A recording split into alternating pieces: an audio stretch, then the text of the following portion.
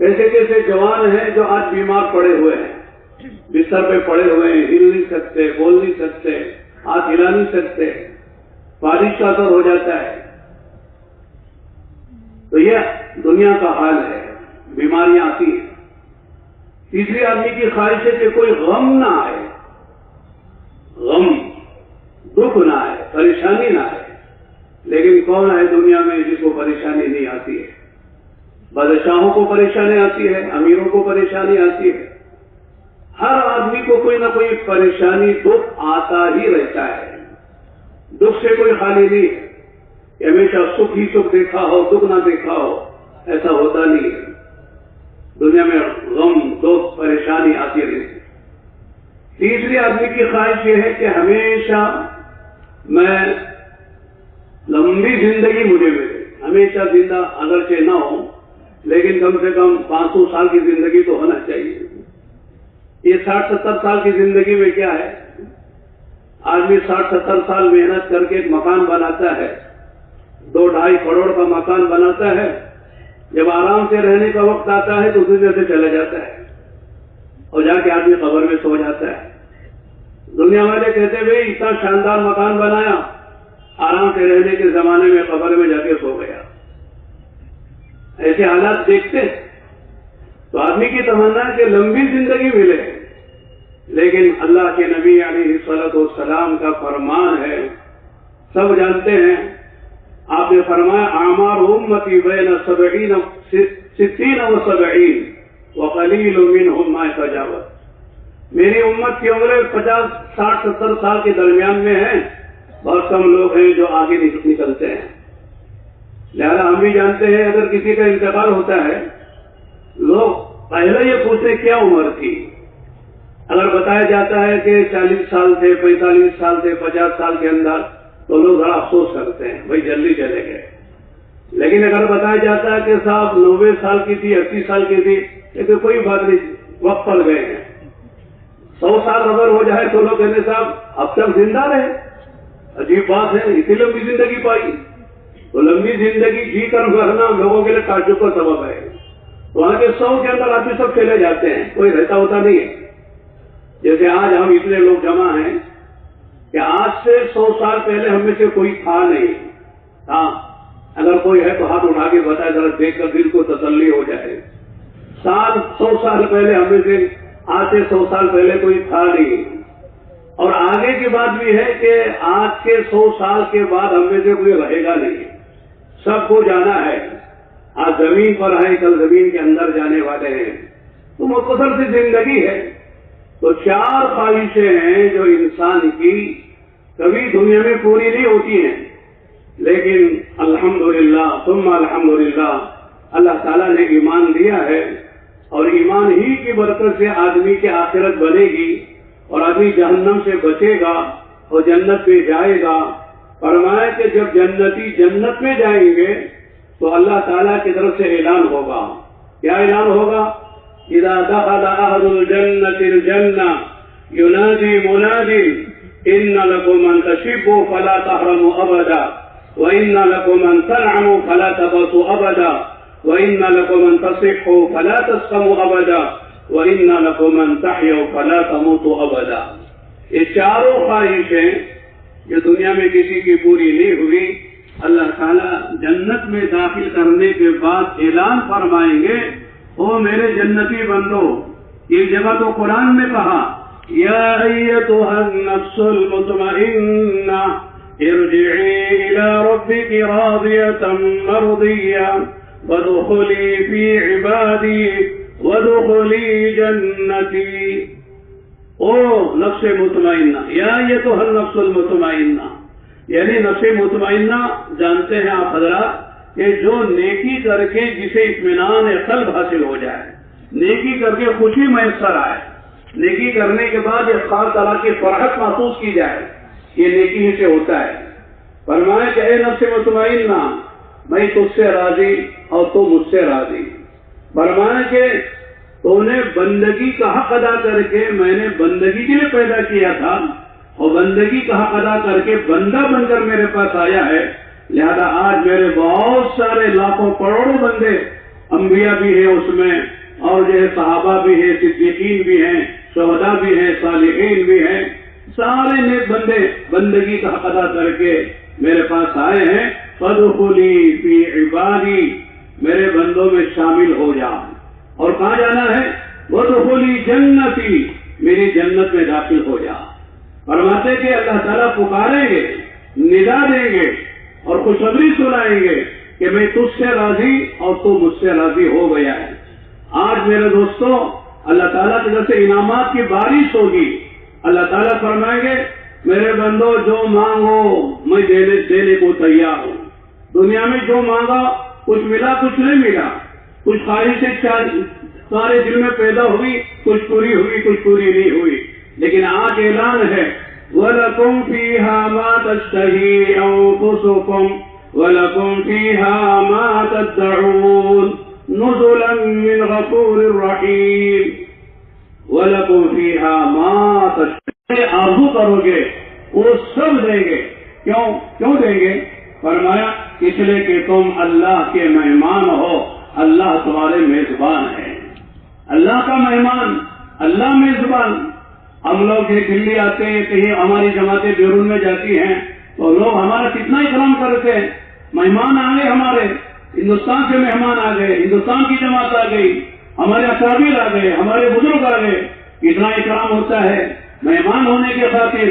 فرمایا کہ جب ہم اللہ کے مہمان ہوں گے، اللہ ہمارا میزبان ہوگا تو اللہ تعالیٰ کی طرف سے میزبانی کیسے ہوگی؟ نزلا من غفور الرحیم. جو اللہ غفور بھی ہے رحیم بھی ہے. غفور ہے معاف کر کے جہنم سے بچا لیا، رحیم ہے رحم کر کے جنت میں داخل کر دیا. لہذا اب وہ جو کچھ مانگو گے سب ہم تم کو دیں گے. تو میں کر رہا تھا اللہ تعالیٰ کی طرف سے اعلان ہوگا آج ہمیشہ کی جوانی ہے، بڑھاپا نہیں ہے. ہمیشہ جوان رہو گے، بڑھاپا نہیں ہے. ہمیشہ صحت مند رہو گے، بیماریاں نہیں ہیں. ہمیشہ خوشیوں میں رہو گے، ہمیشہ عزتوں میں رہو گے. اور میں آج کوئی ذلت یا کوئی غم کی بات نہیں ہوگی. اور آگے کی بات فرمایا کہ ان لکم ان تحیوا فلا تموتوا ابدا. ہمیشہ زندہ رہو گے، کبھی موت نہیں آئے گی. دنیا میں آدمی سب کچھ کرتا ہے، جیسے حضرت نے فرمایا کہ دنیا سے دنیا بنا رہا ہے تو دنیا چھوڑ دے گی، یہ ہم دنیا کو چھوڑ کے چلے جائیں گے. جب ماں کے پیٹ سے آئے تھے کچھ لے کر نہیں آئے، خالی ہاتھ آئے تھے. رونے کے علاوہ کچھ آتا نہیں تھا. کیا آتا تھا؟ بدن کے کپڑے بھی نہیں تھے، رونا ہی تو آتا تھا. رونے ہی میں ساری ہماری حاجتیں اور ہماری روٹی پوری ہوا کرتی تھی. چنانچہ جیسے ماں کے پیٹ سے آنے والا ہر بچہ، لڑکا ہو لڑکی ہو، کالا ہو یا گورا ہو، عربی ہو یا عجمی ہو، فرماتے خالی ہاتھ آتا ہے. اس طرح دنیا سے جانے والا سب چھوڑ کر جاتا ہے. کہتا یہ میرا مال ہے، یہ میرا بنگلہ ہے، یہ میری کاریں ہیں، یہ میرا بینک بیلنس ہے، یہ میرا سونا چاندی ہے، یہ میری حکومت ہے، یہ فلاں و فلاں ہے. دنیا میں کہتا تھا، لیکن آج سب چھوڑ کر خالی ہاتھ دنیا سے چلا جاتا ہے. فرمایا کہ آدمی عقل مند کون ہے؟ فرمایا الکیس من دان نفسہ وعمل لما بعد الموت. عقل مند آدمی، سمجھدار آدمی وہ ہے کہ جو اپنے نفس پر قابو پائے، اپنے خواہشات کے پیچھے نہ پڑے. ارأیت من اتخذ الہہ ہوا کمثال نہ بنے. اللہ فرماتے کیا دیکھا آپ نے اس آدمی کو جس سے اپنی خواہشات کو اپنا خدا بنا رکھا ہے. یہ جو خدا کی بات ماننی چاہیے، خدا کی اطاعت کرنی چاہیے، خدا کو راضی کرنا چاہیے، اس طرح اپنے نفس کی بات مانتا ہے، اپنے نفس کی اتباع کرتا ہے، اپنے نفس کو خود کرنے کے فکر میں لگا ہوا ہے. فرماتے ہیں یہ آدمی ناکام ہے. ارأیت من اتخذ الہہ ہوا. اصل تو راضی اللہ کو کرنا ہے. میرے دوستو اسلام نام ہے ماننے کا اور مسلمان نام ہے ماننے والے کا. مسلمان کسی حال میں آزاد نہیں ہے، غیر مسلم کو آزادی ہے، اس لیے کہ اس کی دنیا ہی جنت ہے. جیسے حدیث میں آتا ہے الدنیا سجن المؤمن وجنت الکافر. یہ دنیا کی خصوصیات میں یہ خصوصیت یہ ہے کہ جنت میں ہر آدمی جانے کے بعد وہاں سے نکلنا نہیں چاہتا. خالدین فیہا لا یبغون عنہا حولا. خالدین فیہا کے معنی نکالے نہیں جائیں گے. दो ही शक्लें हैं, आदमी निकाल दिया जाए या खुद निकल जाए। फरमाया खालिदीन फीहा, जन्नत ऐसी जगह है जहां से निकाला नहीं जाएगा और वहां से आदमी को निकलने की तबीयत भी नहीं होगी, निकलने की ख्वाहिश भी नहीं होगी। हम सब जानते हैं दुनिया में कोई बेहतर से बेहतर जगह चले जाएं, सुनते थे पेरिस बड़ा खूबसूरत शहर है, फ्रांस का कैपिटल है, अल्हम्दुलिल्लाह हम भी 2-3 मरतबा गए। अब जाने के बाद जी भर गया है, पेरिस देख लिया है, पेरिस शहर देख लिया है, वहाँ काम कर लिया है, बहुत सारी चीजें देख ली हैं, लेकिन वहाँ अब जाने को सिर्फ देखने के लिए, उस शहर को देखकर जो है अपने आप को जो है खुश करने के लिए जाने की तबीयत नहीं करी। ये अलग बात है कि मशवरा हो जाए और जब वहाँ जाने का तकाजा हो जाए तो जाएंगे, लेकिन पेरिस देखने के इरादे से जाने का तबीयत नहीं करती है, इसलिए कि देख लिया है। दुनिया के किसी मकाम पर खूबसूरत से खूबसूरत तरीन आप जगह चले जाइए, 2-3 मरतबा जाने के बाद जी भर जाता है, मजीद जाने का जी नहीं चाहता है। लेकिन फरमाया जन्नत में जन्नती इतने साल रहेंगे, ला तुअद्दु वला तुहसा, जिसको हद शुमार में ला नहीं सकते, इतने लाखों अरबों खरबों, बल्कि हमेशा रहने के बावजूद उसका जी नहीं भरेगा। ला यबगून अन्हा हिवला, वे बहुत रह गए, बहुत देख ली जन्नत, नहरें भी देख ली, गिलमान भी देख लिए, महलात भी देख लिए, होरे भी देख ली, सब देख लिया है, कहीं और जाए तो कहाँ जाएगा? 2 ही ठिकाने हैं, जन्नत है या जहन्नम है। लाला जन्नत से जाएगा कहाँ जाएगा? जहन्नम में जाएगा, वहाँ कोई तीसरा ठिकाना भी नहीं है। इसलिए आदमी का तबीयत नहीं चाहेगी जन्नत से निकलने की, हमेशा हमेशा रहेगा। दूसरी बात क्या है? जन्नत की खुसूसियात में, जन्नत में कोई पाबंदी नहीं है, सारी पाबंदियां दुनिया में हैं, जन्नत में कोई पाबंदी नहीं है, कोई अवामिर नहीं है, कोई नवाही नहीं है, कोई इज़ा भी अम्र है करना है, ये नहीं है कि नहीं करना है, ये फर्ज है करना है, ये हराम है नहीं करना है, कुछ नहीं है। वहाँ नमाज नहीं है, रोजा नहीं है, हज नहीं है, तबलीग भी नहीं है, 4 महीने चिल्लर भी नहीं है, 2.5 घंटे भी नहीं है, 6 रोजा भी नहीं है, खाना ही खाना है, मौज ही मौज है, मजे ही मजे हैं। वहाँ कोई काम है ही नहीं सिवाय अपने ख्वाहिशात के पूरा करने के। इसलिए मेरे दोस्तों, जन्नत जो है वो जगह है जहाँ जाने के बाद आदमी कभी निकलना नहीं चाहता है। वरना मेरे दोस्तों, जो आदमी दुनिया में जी लगाता है और दुनिया से निकलना नहीं चाहता है, इसका मतलब ये है कि उसने दुनिया को जन्नत बनाने का इरादा किया हुआ है, उसकी जन्नत वो भूल गया है जो असल जन्नत है। और इसी तरह जो दुनिया में आजाद रहना चाहता है, खाना आजादी से, पीना आजादी से, कमाना आजादी से, खुशी में आजादी, गम में आजादी, जवानी में आजादी, देखने में, बोलने में, सुनने में, पकड़ने में, तमाम आमाल में, अफआल में आजाद है, इसका मतलब ये है कि वो दुनिया को जन्नत बनाना चाहता है। इसे फरमाया गैर मुस्लिम तो ठीक है, वो दुनिया में आजाद है और दुनिया में जी लगाता है, लेकिन मुसलमान आजाद नहीं है, मुसलमान दुनिया से जी नहीं लगाता है। इसलिए हदीस में फरमाया हुब्बुद दुनिया रासु कुल्ली खतीआ, दुनिया की मोहब्बत तमाम बुराइयों की जड़ बुनियाद है। जितनी बुराई आदमी करता है ये दुनिया की मोहब्बत की वजह से करता है। झूठ क्यों बोल रहा है? झूठ बोल के पैसा क्यों कमा रहा है? डंडी क्यों मार रहा है? माल में मिलावट क्यों कर रहा है? सूदी कारोबार क्यों कर रहा है? रुश्वत क्यों ले रहा है? बेवा यतीमों का माल क्यों खा रहा है? अपनी बहनों का वरासत में माल क्यों नहीं दे रहा है? आप सब जगह आप देख लें, आपको पता चलेगा ये दुनिया की मोहब्बत है जो सारे गुनाहों पर आमदा कर रही है। इसी तरह फराइज अदा नहीं कर रहा है, नमाज में नहीं आ रहा, अजान की आवाज सुन रहा है, हय्या अलस सलाह, हय्या अलस सलाह, हय्या अलल फलाह, हय्या अलल फलाह। आओ नमाज के लिए, आओ नमाज के लिए, आ जाओ, नमाज में कामयाबी है। लेकिन दुकान छोड़ के मस्जिद में नहीं आ रहा है, ऑफिस छोड़ के मस्जिद में नहीं आ रहा है, महफिलें छोड़कर मस्जिद में नहीं आ रहा है, बिस्तरा छोड़कर मस्जिद में नहीं आ रहा है। ये दुनिया की मोहब्बत है। करोड़ों का माल उसके पास है, उसके पास लाखों की ज़कात है, लेकिन ज़कात क्यों नहीं दे रहा है? माल की मोहब्बत में नहीं दे रहा है।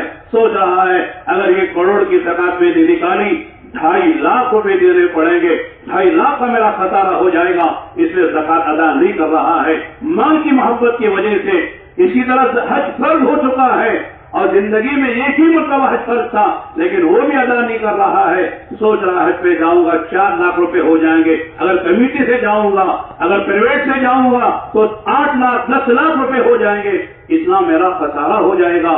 یہ سوچ کر آدمی نہ حج کر رہا ہے، نہ جو ہے وہ زکات ادا کر رہا ہے، نہ پر نمازیں پڑھ رہا ہے، اس لیے کہ مال کی محبت ہے۔ اس لیے میرے دوستوں بزرگوں بھائیوں فرمایا دنیا کی محبت تمام برائیوں کی جڑ بنیاد ہے، اس لیے اللہ کے راستے میں خرچ کرو۔ خرچ کرنے کی بات بار بار آئی ہے قرآن کریم میں، آپ دیکھیں پڑھیں، ہر جگہ جہاں بھی اللہ تعالیٰ نے خرچ کی بات کہی ہے وہاں 2 باتوں کا اہتمام فرمایا ہے۔ ایک بات تو فرمائی خرچ کرتے ہیں یا کرو اس میں سے جو ہم نے تم کو دیا ہے۔ کیا مطلب ہے؟ تمہاری جیب سے خرچ کرنے کو نہیں کہہ رہے، تمہاری ملکیت سے خرچ کرنے کو نہیں کہہ رہے، بلکہ جو ہم نے تم کو دیا ہے اس میں سے خرچ کرو۔ ایک آدمی نے میرے پاس 2 لاکھ روپے امانتاً رکھے ہیں، وہ کہتا بھائی 50,000 اس کو دے دو، 50,000 اس کو دے دو، تو مجھے دینا کہ نہیں دینا؟ غم کرنا بھائی 50 1 لاکھ روپے نکل گئے میرے پاس سے، خوش ہونا چاہیے اور اپنا امانت میرے پاس تھی، اب امانت کا بوجھ ہلکا ہو گیا۔ اس طرح میرے دوستو اللہ کہہ رہے انفقوا مما رزقناکم یا ایھا الذین آمنوا انفقوا مما رزقناکم من قبل ان یأتی یوم لا بیع فیہ ولا خلۃ ولا شفاعۃ والکافرون هم الظالمون۔ ایمان والوں سے کتاب ہے، ایمان والوں خرچ کرو وہ دن آنے سے پہلے جس دن نہ خرید و فروخت ہوگی، نہ دوستیاں ہوگی، نہ سفارش کی چلے گی۔ یہ 3 ہی راستے ہیں، آج سے کام بناتا ہے، خرید و فروخت کے ذریعے سے کام بناتا ہے، یا دوستیوں سے کام بناتا ہے، یا سفارش کے ذریعے سے کام بناتا ہے۔ اور میں قیامت میں نہ دوستیاں چلے گی، نہ سفارش چلے گی، نہ کوئی خرید و فروخت کا مسئلہ ہوگا۔ آج خرچ کر لو، آج خرچ کرنے کا دن ہے۔ ایک تو فرمایا مما رزقناکم مما رزقناہم، شروع میں الف لام میم جو شروع آیتیں ہیں اللہ فرماتے ہیں ھدی للمتقین الذین یؤمنون بالغیب ویقیمون الصلاۃ ومما رزقناہم ينفقون۔ یہ کتاب متقیوں کے لیے ہدایت ہے۔ متقی کون ہیں؟ الذین یؤمنون بالغیب، جو غیب پر ایمان رکھتے ہیں۔ جنت نہیں دیکھی اس پر ایمان ہے، جہنم نہیں دیکھی ایمان ہے، ہم نے اللہ کو نہیں دیکھا اللہ پر ایمان ہے، فرشتوں کو نہیں دیکھا فرشتوں پر ایمان ہے، ہم نے رسولوں کو نہیں دیکھا رسولوں پر ایمان ہے، ہم نے قیامت کو نہیں دیکھا کہ آنے والی ہے اس پر ہمارا ایمان ہے۔ اگر جنت کا باغ بنے گی جہنم کا باغ بنے گی ہم نے نہیں دیکھا ہے، اس پر ہمارا ایمان ہے۔ میرے دوستو الذین یؤمنون بالغیب ویقیمون الصلاۃ، نماز قائم کرتے ہیں، ومما رزقناہم ينفقون، ہم نے جو کچھ ان کو دیا ہوا ہے اس میں سے خرچ کرتے ہیں۔ اللہ نے وہ آیت عام طور سے حضرت پڑھتے ہیں کہ قارون کو اللہ نے خزانے دیے تھے، اللہ نے کیا کہا وَابْتَغِ فِيمَا آتَاكَ اللَّهُ الدَّارَ الْآخِرَةَ وَلَا تَنْسَ نَصِيبَكَ مِنَ الدُّنْيَا وَأَحْسِنْ كَمَا أَحْسَنَ اللَّهُ إِلَيْكَ وَلَا تَبْغِ الْفَسَادَ فِي الْأَرْضِ إِنَّ اللَّهَ لَا يُحِبُّ الْمُفْسِدِينَ۔ جو کچھ اللہ نے تجھے دیا ہے، دیکھو یہاں غور کرنے کی بات ہے، وَابْتَغِ فِيمَا آتَاكَ اللَّهُ الدَّارَ الْآخِرَةَ۔ قوم نے کہا تھا، قارون سے کہا، کیا کہا؟ لا تفرح ان اللہ لا يحب الفرحین، مال پہ پرانا نہیں، مال پہ گھمنڈ نہ کرنا، مال کی وجہ سے لوگوں کو حقیر نہ سمجھنا، اپنے کو بڑا نہ سمجھنا، اس لیے کہ اللہ تعالیٰ اترانے والوں کو پسند نہیں فرماتے۔ پھر آگے قوم نے کہا تھا کہ وَابْتَغِ فِيمَا آتَاكَ اللَّهُ الدَّارَ الْآخِرَةَ، اللہ نے جو کچھ تجھے دیا ہے اس سے آخرت بنا لے۔ تو معلوم ہوا کہ اللہ نے جو کچھ ہمیں دیا ہے دولت کی شکل میں ہے، صحت کی شکل میں ہے، مال کی شکل میں ہے، اور جوانی کی شکل میں ہے، صحت کی شکل میں ہے، علم کی شکل میں ہے، جو نعمتیں اللہ نے ہمیں دی ہیں، فرمایا اس کا مقصد یہ ہے کہ آج اپنی جوانی سے، اپنی دولت سے، اپنی صحت سے، اپنی طاقت سے، اپنے علم سے اپنی آخرت بنا لے۔ یہی آدمی عقل مند انسان ہے۔ اس میں میرا دوست فرمایا ایک بات تو میں نے عرض کی، جہاں بھی اللہ تعالیٰ نے خرچ کرنے کی بات فرمائی ہے وہاں یہ فرمایا کہ جو ہم نے تم کو دیا ہے اس میں سے خرچ کرو۔ اور آگے عجیب بات ہے، دوسری بات کیا فرمائی؟ مما رزقناکم، مما رزقناہم، من کا لفظ لائے ہیں، من علماء جانتے ہیں یہ تبعیض کے لیے، یعنی پورا مال خرچ کرنے کو نہیں کہہ رہے، جو ہم نے دیا ہے اس میں سے تھوڑا کرو، پورا نہیں کرنے کو کہہ رہے ہیں، تھوڑا تھوڑا خرچ کرو۔ اس لیے آپ دیکھتے ہیں زکوٰۃ فرض ہے، لیکن کتنی فرض ہے؟ 40 لاکھ روپے کسی کے پاس ہے، صرف 1 لاکھ روپے دینا ہے۔ 1 کروڑ روپے اس کے پاس ہے، صرف 2.5 لاکھ روپے دینا ہے۔ 40 کروڑ روپے اس کے پاس ہے، صرف 1 کروڑ روپے دینا ہے، باقی سب اس کا مال ہے، وہ جیسے چاہے شریعت کی روشنی میں خرچ کرے، باقی نہ مال ہے اس کا۔ تو مانا کہ تھوڑا خرچ کرنے کو کہہ رہے ہیں، لیکن آج ہمارا عجیب حال ہے، خرچ کرنے میں مشکل ہوتا ہے، آدمی سمجھتا ہے میرا مال ہے، میرا مال ہے۔ اس لیے عقل مندی کا تقاضا کیا ہے کہ جو کچھ اللہ نے دیا ہے اس سے آدمی آخرت بنا لے۔ آخرت بنانے والا ہی فرمایا عقل مند انسان ہے۔ اللہ نے دعوت دی ہے، کیا فرمایا؟ یا ایھا الذین آمنوا اتقوا اللہ ولتنظر نفس ما قدمت لغد واتقوا اللہ ان اللہ خبیر بما تعملون۔ اے ایمان والو، اللہ کا خیال رکھو، اللہ کو ناراض نہ کرو، اللہ کی نافرمانی سے اللہ ناراض ہوتا ہے۔ جیسے حضرت سنا، حضرت عیسیٰ السلام سے پوچھنے والے نے پوچھا تھا سب سے زیادہ ڈرنے کی بات، خطرناک بات کیا ہے؟ تو فرمایا اللہ کی ناراضگی سب سے زیادہ خطرناک بات ہے۔ اللہ ناراض ہو گئے، آدمی جس حال میں خدا اللہ تعالیٰ اسے ناکام کر دے، حکومت میں ہے اللہ ناکام کر دیں گے، اگر وہ بڑی بڑی منڈی تجارت کی منڈیوں میں ہے خدا ناکام کر دیں گے، بڑے بڑے باغات کا مالک ہے خدا ناکام کر دیں گے، بڑی بڑی اکثریت کا مالک ہے اللہ ناکام کر دیں گے۔ اللہ نے سارے قصے قرآن میں ہمیں سنائے ہیں۔ یہ قارون ہے، خزانوں کا مالک تھا، اللہ ناراض ہوئے تو اللہ نے ناکام کر دیا۔ یہ شداد جنت بنائی تھی شداد نے، اللہ نے اس کی جنت کے ساتھ اسے برباد کر دیا۔ فرعون تھا اور نمرود تھا، حکومتوں کے مالک تھے، اللہ ناراض ہوئے، اللہ نے برباد کر دیا۔ قوم سبا وہ باغات کی مالک تھی، اللہ نے ناکام و برباد کر دیا۔ قوم شعیب جو ہے وہ بڑی بڑی تجارت کی منڈیوں کی مالک تھی، اللہ تعالیٰ ناراض ہوئے، اللہ نے برباد کر دیا۔ اس لیے میرے دوستو، اللہ کی ناراضگی سب سے بڑی ڈرنے کی چیز ہے۔ اسے فرمایا اللہ کو ناراض نہ کرنا، سب سے بڑی چیز کیا ہے؟ اللہ کا راضی ہو جانا۔ اللہ راضی ہو گئے، جھوپڑے میں بھی کامیاب کر دیں گے، اللہ دیہات میں بھی کامیاب کر دیں گے، محل میں بھی خدا کامیاب کر دیں گے، تجارت میں حکومت میں خدا کامیاب کر دیں گے۔ جہاں آدمی ہے جس حال میں ہے، اگر اللہ راضی ہو گئے اللہ کامیاب کر دیں گے۔ اس لیے اللہ کو راضی کرنے کی فکر کرنا، اللہ ناراض نہ ہو۔ اس لیے فرمایا اللہ دعوت دے رہے، کیا دعوت دے رہے؟ وَلْتَنْظُرْ نَفْسٌ مَا قَدَّمَتْ لِغَدٍ۔ تم میں سے ہر آدمی غور کرے، سوچے، محاسبہ کرے کل کے لیے اس نے کیا توحفہ تیار کیا ہوا ہے۔ آج ہر آدمی محنت جو کر رہا ہے، اگر غور کیا جائے وہ مستقبل ہی کے لیے محنت کر رہا ہے، فیوچر ہی کی فکر میں لگا ہوا ہے۔ آج کا فکر زیادہ نہیں ہے، کل آنے والا زمانہ، کل آنے والے دن، اس میں کیا کیسے کامیاب ہونا ہے، کیسے راحت سے رہنا ہے، اسی کی فکر ہے، اسی کی فکر ہے۔ لیکن غور کرنے کی بات یہ ہے کہ مستقبل کون سا ہے اس کے سمجھنے میں غلطی ہو رہی ہے۔ لوگوں نے مستقبل کیا سمجھا ہے؟ میرے بچوں کا مستقبل جوانی ہے اور میرا مستقبل بڑھاپا ہے، بس جب بچوں کا جوانی کا زمانہ اچھا گزر جائے، میرا بڑھاپے کا زمانہ اچھا گزر جائے، اسی کی فکر میں لوگ محنت کر رہے ہیں۔ لیکن لوگ بھول گئے اصل ہمارا مستقبل مرنے کے بعد ہے۔ یہ چھوٹا سا زمانہ ہے، اب بچپن میں تھے، لڑکپن میں آئے، جوانی میں آئے، بڑھاپے میں آئے، بس 70-60 کی زندگی گزر جائے گی۔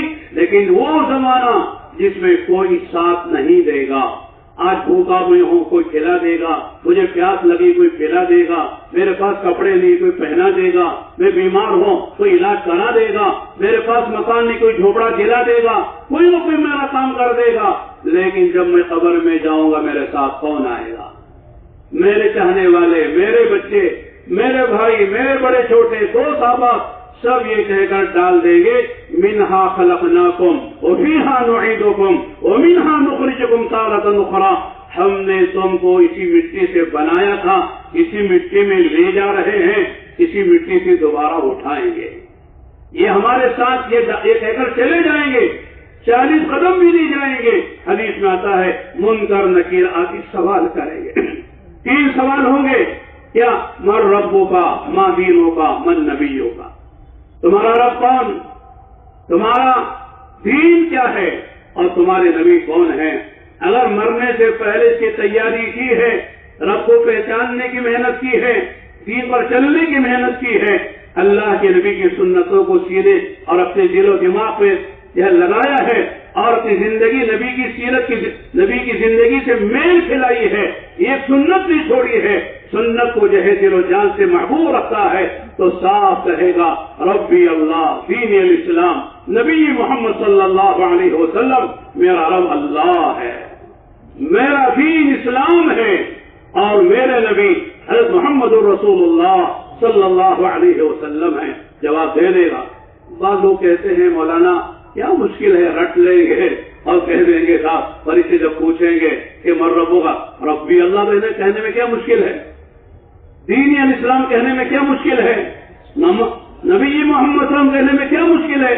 یہ 3 سوال ہوں گے، معلوم ہو گیا ہے، اس کے جواب رٹ کے چلے جائیں گے، یا کہہ دیں گے ذرا لکھ کر میری کاپی میں میرے خبر میں رکھ دینا، آسانی سے جواب دے دیں گے. لوگوں کو دھوکہ ہوتا ہے، ایسا نہیں ہوگا. اندر جو چیز ہے وہی باہر نکلے گی. ایک چھوٹی سی کارگزاری میں سناتا ہوں. ہماری جماعت آسٹریلیا گئی تھی. برسبن ایک بڑا شہر ہے، وہاں ایک مصری عالم نے ہماری دعوت کی، ہماری جماعت کی. چنانچہ ناشتے میں بڑی شاندار دعوت کی ان کی. اس کے بعد بیٹھے گفتگو کر رہے تھے، اتنے میں ان کے کندھے پر ایک طوطا، عربی طوطا آ کے بیٹھا. عربی میں طوطے کو ببغا کہتے ہیں. چنانچہ انہوں نے طوطے کو کچھ سکھایا تھا، سلام کرنا، کلمہ پڑھنا، آنے والے مہمانوں کا استقبال کرنا. اس نے کہا کہ یا ببغا جا ضیوف من الہند سلم علیہم وقل لا الہ الا اللہ. اگر ہندوستان سے مہمان آئے ہیں، سلام کرو اور ان کو کلمہ سناؤ. ماشاءاللہ وہ طوطے نے ہم کو سلام بھی کیا اور کلمہ بھی سنایا. اب ہم کو کوئی جو ہے یعنی بات کرنے کے لیے کوئی موقع چاہیے، کوئی بہانہ چاہیے. تو ہم نے سن لیا، ہم نے کہا یا شیخ واللہ یا انت علمت ببغاءک ماشاءاللہ التسلیم والکلمہ واستقبال الضیوف ماشاءاللہ انت احسنت وربيت وعلمت هذا الببغاء ولكن انا اريد ان اسالك شيئا. آپ نے اپنے طوطے کو ماشاءاللہ بڑی اچھی تعلیم دی ہے، تربیت کی ہے، سلام بھی کرتا ہے، کلمہ بھی سناتا ہے، آنے والے مہمانوں کا استقبال بھی کر رہا ہے. میں آپ سے ایک سوال کرنا چاہتا ہوں، اذا جاء القط او الكلب ويأخذ حلقوم هذا الببغاء هل يقول لا اله الا الله؟ میں نے کہا اگر یہ طوطے پر کوئی بلی یا کتا آ کے اس کے گلے کو دبائے، اس وقت کلمہ پڑھے گا. وہ سمجھ گئے میں کیا کہنا چاہ رہا تھا. وہ ہنسنے لگے، کیف یقول لا الہ الا اللہ ویخرج صوته الطبیعی ٹی ٹی ٹی ثم یموت. کہتے وہ کیا کلمہ پڑھے گا، وہ تو ٹی ٹی ٹی ٹی اپنی آواز نکالنے کا مر جائے گا. تو فرض کرنا کیا ہے کہ اندر جو چیز ہے وہی موت پر بھی نکلے گی، وہی قبر میں نکلے گی. رٹ لینے سے کچھ نہیں ہوتا ہے. اندر کی جو بات ہے، محنت سے کہ جو آدمی اندر اتارا ہوا ہے وہی موت پر وہی بات موت پر نکلے گی، وہی قبر میں آدمی جواب دے سکے گا. رٹ لینے سے کچھ نہیں ہوتا ہے. اس لیے میرے دوستوں، تبلیغ و دعوت کی محنت کا خلاصہ کیا ہے کہ ایمان اندر اترے. لوگ کہتے ہیں مولانا مسلمان تو ہیں، ہم کو کیا اسلام کی بات کرتے ہیں، ہم مسلمان کو کیا نماز کی بات کرتے ہیں. قرآن کہتا ہے یا ایھا الذین آمنوا آمنوا، یا ایھا الذین آمنوا آمنوا، 2 مرتبہ. اے ایمان والو، کتاب تو ایمان والوں کو ہے نا، آگے کیا کہہ رہے ایمان لاؤ. ایمان والوں سے ایمان لانے کا گویا کہ حکم دیا جا رہا ہے. اے ایمان والوں، جو ایمان ہے اتنا کمزور ہے، اذان کی آواز سنتے ہو، اللہ کے گھر میں آنا مشکل ہے، اتنا تمہارا بوڑھا ایمان ہے، اتنا کمزور اور ضعیف ایمان ہے. ایمان ایسا ہونا چاہیے اذان کی آواز سننے کے بعد آدمی دکان پہ بیٹھنا اسے آسان نہ ہو، دکان بند کر کے فوراً اللہ کے گھر میں آ جائے. اسے یقین ہو اب میری کامیابی اور میری فلاح بہبودی وہ اللہ کے امر کو پورا کرنے میں ہے، دکان میں بیٹھ کر کاروبار کرنے میں نہیں ہے، دفتر آفس میں بیٹھ کر اپنی ذمہ داری کو پورا کرنے میں نہیں ہے، بستر پہ سونے میں نہیں ہے، دوست احباب کے ساتھ بات چیت کرنے میں نہیں ہے، ہوٹلوں میں کھانے پینے میں نہیں ہے، اب اللہ کے گھر میں مجھے آ جانا چاہیے، فوراً آ جاتا ہے۔ زبر و ایمان اندر ماشاءاللہ بنا ہوا ہے، اذان سن کے کاروبار میں بیٹھا ہوا ہے، باتیں کر رہا ہے، دکان کھلی ہوئی ہے، اور آدمی دفتر میں بیٹھا ہوا ہے، بستر پہ سو رہا ہے، اذان کی آواز کانوں میں پڑ رہی ہے، اس کا مطلب یہ ہے کہ ابھی ایمان اترا نہیں بنا ہے۔ اس لیے اللہ کیا فرما رہے؟ یا ایھا الذین آمنوا آمنوا، ایمان والو ایمان وہ لاؤ جو ایمان مطلوب ہے، ایک ایمان موجود ہے وہ تمہارے پاس ہے، یہ ایمان بھی تمہیں انشاءاللہ جہنم سے بچا کر، یہ جہنم میں جانے کے بعد جہنم سے نکال کر جنت میں لے جانے کا سبب تو بن جائے گا، لیکن وہ جنت کا داخلہ جس کو دخول اولی کہتے ہیں، بغیر جہنم میں جائے ہوئے سیدھا جنت میں چلا جانا، ہر آخرت کے ہر منزل میں کامیاب ہو جانا، خبر میں کامیاب ہو جانا، موت پر کامیاب ہو جانا، میدان محشر میں کامیاب ہو جانا، اور پرصلاۃ پہ بجلی کی طرح پار ہو جانا، یہ ساری جو منزلیں ہیں یہاں سے کامیابی کے ساتھ کہ تم بچ کر چلے جاؤ، اس کے لیے وہ ایمان چاہیے جو ایمان مطلوب ہے۔ آدمی ایمان ایسا بنائے کہ آدمی راستے میں جا رہا ہے، غیر محرم سامنے آ گئی، نگاہ نیچے ہو جائے۔ اللہ نے ایمان والوں سے کہا ہے قل للمؤمنین یغضوا من ابصارهم ويحفظوا فروجهم، کہو ایمان والوں سے اپنے نگاہ نیچے کرے۔ نارے کے نیچے کرنے کا حکم کیوں ہے؟ ایسی چیزیں سامنے آئیں گی تبھی تو حکم دیا جا رہا ہے، غیر محرم آئیں گی، بے پردہ آئیں گی، آریات کاسیات مائلات ممیلات کا مزاح بن کے آئیں گی، وہ کھینچے گی اپنی طرف۔ لیکن ایمان کا تقاضا یہ ہے اگر واقعی ایمان بنا ہوا ہے آدمی کی نگاہ نیچے ہو جائے گی۔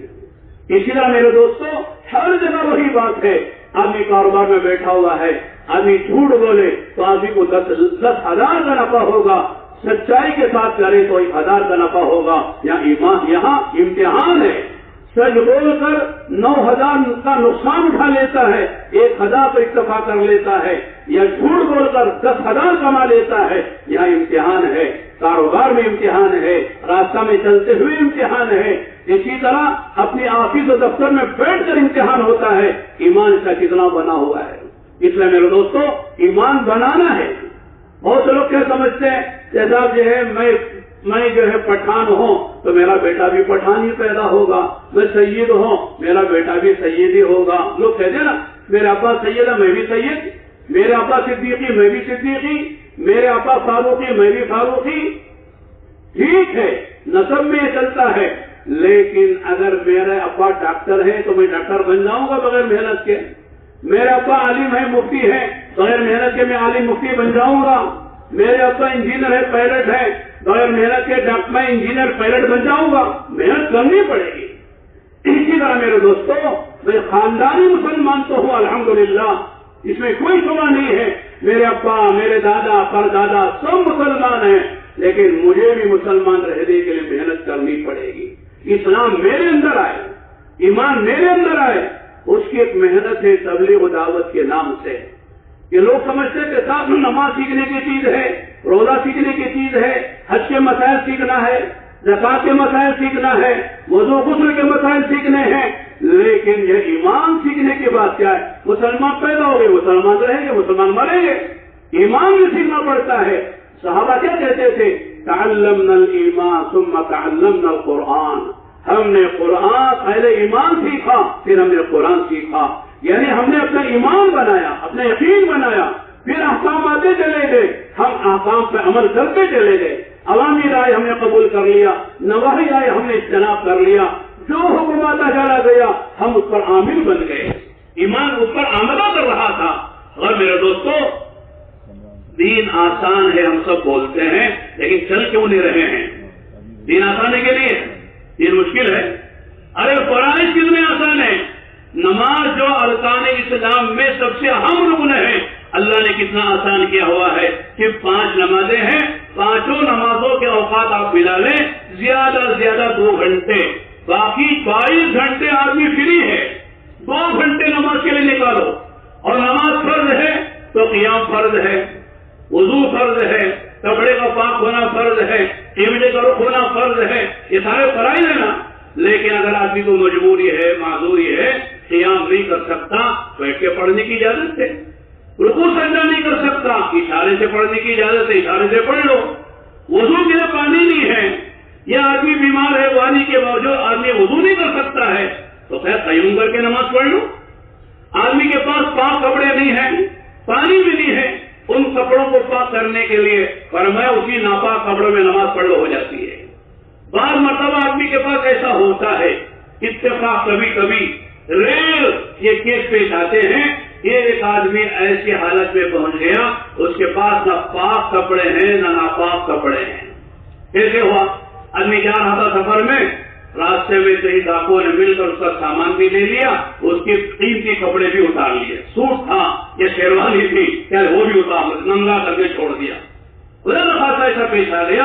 اب نماز کا وقت آ گیا، اثر کی نماز کا وقت آ گیا. مثال کے طور پر کپڑے نہیں ہیں، پاک کپڑے میں نہیں، ناپاک کپڑے میں نہیں ہے، کہ نماز چھوڑ دے گا کہ نہیں، نماز نہیں چھوڑو، نماز پڑھو، لیکن بیٹھ کر پڑھ لو، اشارے سے پڑھ لو، قیام نہ کرو، رکوع نہ کرو، سجدہ نہ کرو، بیٹھ کر نماز پڑھ لو، نماز ہو جاتی ہے.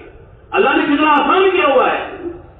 اسی لیے ایک آدمی کو قبلے کا پتہ نہیں ہے، ایسا موسم ہے قبلے کا پتہ نہیں چل رہا ہے، کوئی بتانے والا بھی نہیں ہے، کمپاس بھی نہیں ہے، کیا کرنا؟ اور کیا دماغ پہ زور ڈالیے، اس کو کہتے تحری کرنا. آدمی نے زور ڈالا دماغ پہ، ادھر ادھر سوچا، اس کے بعد سوچا ادھر قبلہ ہوگا، بجائے ادھر کے ادھر مشرق طرف اس کا ذہن چلا گیا پوری طرح، ادھر اسے نماز پڑھ لی. ایک آدمی دور سے دیکھ کے آیا نماز پڑھتے ہوئے، ادھر نماز پڑھ رہا ہے. اسے سلام پھیرنے کے بعد آگے کہتا ہے حضرت آپ نے جو نماز پڑھی ہے وہ خلاف کعبہ پڑھی ہے، قبلہ ادھر ہے، قبلہ ادھر نہیں ہے. تو کیا کہا شریعت کیا کہتی؟ نماز ہو گئی، دہرانے کی ضرورت نہیں ہے. کتنا آسان ہے ہمارا دین. نماز جیسی اتنا محترم شان اللہ کامر فرماتے وہ بھی اللہ نے آسان کر دیا ہے. اسی طرح زکات سال میں ایک مرتبہ ہے، وہ بھی 40واں حصہ ہے، 2.5% ہے. دینا کسی ہے، بھائیوں کو دو، بہنوں کو دو، اپنے چچا ماموں کو دو، خالہ پھوپھی کو دو، ساس بہو کو دو، داماد کو دو. اگر وہ مستحق ہیں کہاں اپنے خاندان کو دے لو. اللہ نے آسان کرے. پہلے زمانے میں زکات صدقہ خیرات نکالنے کے بعد کہیں جو ہے میدان میں رکھ دیا جاتا تھا وہ، اور آگ آ کے جلا کے چلی جاتی تھی. یہ قبولیت کی علامت تھی. لیکن اللہ تعالیٰ نے کتنا آسان کر دیا. زکات نکالو سال میں ایک مرتبہ، اور کیا کرو؟ اپنے خاندان میں تقسیم کرو، ڈبل ثواب ملے گا.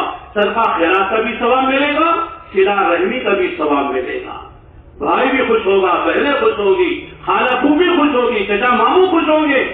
تمہاری زکات لے کر وہ تمہیں دعائیں بھی دیں گے. کتنا آسان کر دیا. اور حج تو آپ جانتے ہیں سال میں ایک مرتبہ نہیں، زندگی میں ایک مرتبہ ہے. وہ بھی شرائط کے ساتھ ہے. آدمی صحت مند ہو، نابینا نہ ہو، لنگڑا دولہا نہ ہو، اپاہج نہ ہو، راستے معمول ہو، کوئی رکاوٹ نہ ہو، راستے کا زیادہ سفر ہو، ساری چیزیں ہیں، سب حج فرض ہوتا ہے. عورت کے لیے محرم کا ہونا ضروری ہے، محرم ہو تو اس پر حج فرض ہوتا ہے. اسی طرح روزے ہیں، ابھی گزرے ہیں، روزے میں آسانی دے دی. آدمی مسافر ہے بعد میں رکھ سکتا ہے، بیمار ہے بعد میں رکھ سکتا ہے، کوئی عورت ہے امید سے ہے بعد میں رکھ لے، کوئی مرغیاں دودھ پلانے والے بعد میں رکھ لے، کوئی شہر پانی ہے روزہ رکھنے کی طاقت نہ اب ہے نہ بعد میں ہے، میڈیا دے دے. یہ کوئی بیمار ہے اور ایسا بیمار کہ اسے صحت ملنے کی کوئی امید باقی نہیں ہے، وہ بھی آدمی صدقے فطر دے دے. اللہ نے کتنا آسان. یہ فرائض ہے ہمارے. دین کوئی مشکل نہیں ہے. کسی غریب کو مالدار نہیں بننا ہے، مالدار کو غریب نہیں بننا ہے. کسی جو ہے دیہاتی کو شہر میں نہیں آنا ہے، شہری کو دیہات میں نہیں آنا ہے. کسی کالے کو گورا، گورے کو کالا نہیں بننا ہے. آدمی جہاں ہے جس حال میں ہے بس دو باتوں کا لحاظ کرے کہ میرا اللہ کا حکم کیا ہے، اس حکم کو پورا کرنے کا میرا نبی کا طریقہ کیا ہے. یہ دو باتیں معلوم کر لو، ہر چیز دین بنے گی، ہر چیز آخر بنے گی. آدمی سو رہا ہے اس سے دین بنے گا، کھا رہا ہے دین بنے گا، استنجا بیت الخلا جا رہا دین بنے گا، اپنے بچے کو اٹھا کے پیار کر رہا ہے دین بنے گا، بیوی کے منہ میں لقمہ دے رہا دین بنے گا، کاروبار ایکسپورٹ امپورٹ کا کاروبار کر رہا ہے صداقت و امانت کے ساتھ دین بنے گا، کل قیامت کے میدان میں انبیاء شہداء صالحین کے ساتھ اس کا حشر ہوگا۔ ہمارا دین کوئی مشکل نہیں ہے، الدین یسر، آقا نے فرمایا دین بہت آسان ہے، لا یکلف اللہ نفسا الا وسعہا، دین اللہ تعالیٰ نے کسی آدمی کو بھی اتنا ہی مکلف ذمہ داری ڈالی ہے جتنا وہ کر سکتا ہے، اس سے زیادہ بوجھ اللہ نے نہیں ڈالا ہے۔ لیکن آج کیا ہو گیا، دین مشکل ہو گیا ہے دو وجہ سے۔ ایک وجہ یہ ہے کہ دین کا علم نہیں ہے، دین جانتے نہیں، سیکھا ہی نہیں ہے، دین سیکھنے کے لیے وقت ہی نہیں نکالا، نہ چلا نکالا، نہ 4 مہینے نکالے، نہ 3 دن نکالے، کاروبار میں سے مشغول ہو گئے۔ کہتے مولانا بہت بزی لوگ ہیں، جانے کی فرصت نہیں ہے۔ دنیا میں لوگ ایسے لگ جاتے ہیں، کیا کہتے ہیں مولانا بہت بزی ہیں، بیت الخلا میں بھی فون پہ بات کرنی پڑتی ہے، اتنے فون آتے ہیں، بزی ہیں، فرصت نہیں ہے دین سیکھنے کے لیے۔ میں کہتا ہوں جو بات آدمی سیکھ لیتا ہے مشکل سے مشکل آسان ہے، جو چیز آدمی سیکھتا نہیں ہے آسان سے آسان بھی مشکل ہے کہ نہیں؟ میں مثال دیتا ہوں سمجھنے کے لیے، سائیکل چلانا آسان ہے کہ مشکل ہے؟ بولو، ہوائی جہاز اڑانا مشکل ہے نا؟ اگر کسی پائلٹ نے ماشاء اللہ جو ایک بر اعظم سے دوسرے بر اعظم وہ ہوائی جہاز لے کے جاتا ہے، جمبو جیٹ طیارہ 800 مسافر، ان کا سامان 15 گھنٹے 16 گھنٹے، اللہ ہم نے سفر کیا 15-16 گھنٹے کا، تو آدمی جاتا ہے، لیکن اس سے کہا جائے گا پائلٹ صاحب آپ تو اتنا شاندار پیلٹ اڑاتے ہیں، چیک اپ بھی کرتے، لینڈنگ بھی کرتے ہیں، بہت اچھا، آپ کو ماشاءاللہ ذرا سائیکل چلا کے دکھائیے۔ اسے سائیکل نہ سیکھی ہو تو چلائے گا، وہ ہوائی جہاز اڑا رہا ہے لیکن سائیکل نہیں چلا سکتا، کیوں؟ سائیکل سیکھی نہیں ہے۔ اگر سائیکل مشکل نہیں ہے اور وہ آسان تھی، ہوائی جہاز کا چلانا مشکل تھا، سیکھ لیا تو آسان ہو گیا، نہیں سیکھی سائیکل تو سائیکل چلانا مشکل ہو گیا۔ اسی طرح میرے دوستوں، ہمارے بچے چھوٹے چھوٹے، ہمارے نواسے پوترے ہوتے ہیں، بچہ سائیکل چلاتے کہ نہیں چلاتے؟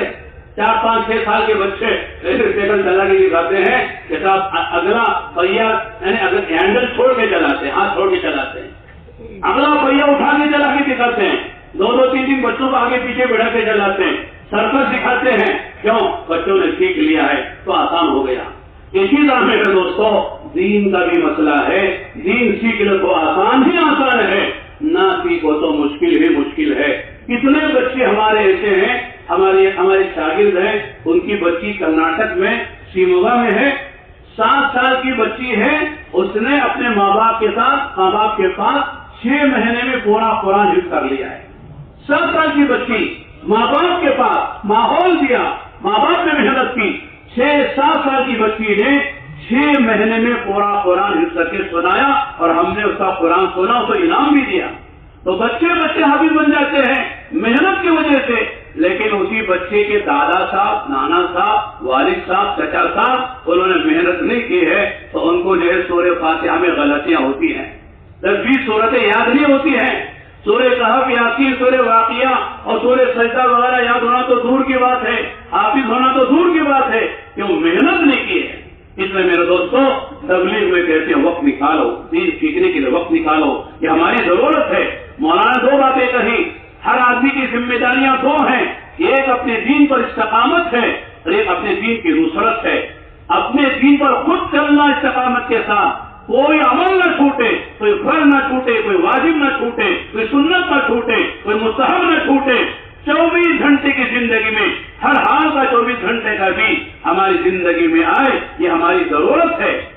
اور دین کے لیے پانی دینا، کہ نصرت کے معنی پانی دینے کے ہیں، سب مل کر دین کی نصرت کریں کہ دین دنیا میں عام ہو جائے، کوئی بے دین نہ رہے، ہر ایک کو اللہ تعالیٰ دین پر چلنے کی استعداد پیدا کرے، اس کے لیے محنت کرنا، جان دینا، مال دینا، وقت دینا، اپنی صلاحیتوں کو کھپانا، یہ ہماری ذمہ داری ہے۔